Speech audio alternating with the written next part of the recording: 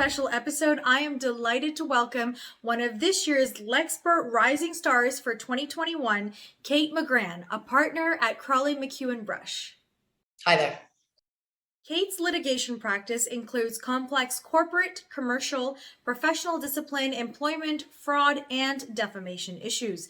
Kate is also one of the 2021 Lexpert Rising Stars. So, Kate, you have had several public service roles. What drew you to these?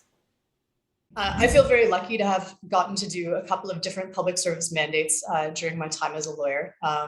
And each one sort of reinvigorated my interest in doing the next one. So it's great to be able to use the skills that we often use for private clients in pursuit of a public interest goal.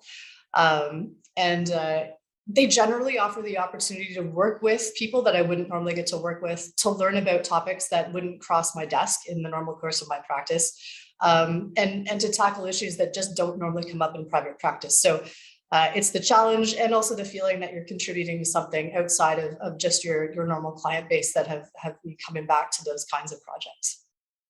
Interesting. Thank you. And can you also tell us about your work on the COVID-19 Long-Term Care Commission? So the commission was struck and asked to answer questions regarding how and why COVID-19 spread in the province's long-term care centers, what contributed to the spread, and then also to make recommendations that could help prevent things like that occurring in the future. So I worked with a team of counsel assisting the three commissioners in seeking to answer the questions that were posed in the terms of reference. And that work involved identifying and speaking with key stakeholders, both in the service provision side, people living in homes and people caring for them, and then pulling all of that information together with the commissioners to help them formulate their report. The commission was working on a very tight timeline and was working in real time while COVID was spreading through the homes. And so we were very lucky to have the benefit of input from a number of stakeholders, both on the professional side and on the living the experience side. And I think it really helped contribute to a pretty robust report. And what has been your most meaningful pro bono or volunteer activity and why? When I was in law school, I was a total nerd for the school's legal aid clinic. I thought that the lawyers who worked there advising the students were the coolest people that I got to interact with at the school. And it provided me with the most practical experience, really helped me understand what I was learning in school, and was the key to me realizing that what I really wanted to do was litigate. So with that sort of very excited law student background, I really enjoy working with law students as a lawyer now. So I and some of the other lawyers at my firm and lawyers at other firms work as advisors to students at Osgood's Investor Protection Clinic. Those students provide advice to people who have run into issues with their investments. And so it's great to be on this side of the table, working with students who are just as excited as I was about helping their clients out.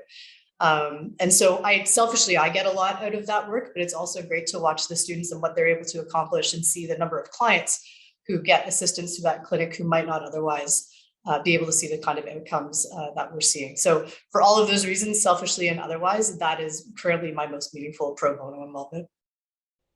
Thank you. And what advice do you give to young lawyers and litigators? The piece of advice that was given to me that has really stuck with me, although it sometimes makes me nervous, is you should always apply for opportunities that you don't yet feel qualified for. So I'll definitely pass that one on. But for me, I think the most important piece of advice I can pass on is you are always learning, and so is everybody else around you. So if you're going to court and you're going to be seeing an older counsel on the other side, try to remember that they haven't seen everything, neither have you. So everybody in the profession, if we're doing it right, I think is learning day to day. That will help keep you grounded and also help you stay curious, which I think is essential to getting the most out of this job and doing the best job for your clients. Well, that is invaluable information. And finally, what do you love most about being a litigator? So I enjoy the fact that we get to learn about new things on every file. The same issue never crosses your desk twice. So you may have some familiarity with elements of it, or you may have some familiarity with some of the underlying facts, but you'll never see the same problem twice. So that keeps it challenging, but it also keeps it very interesting. And the other thing I like is that this is ultimately a very social job.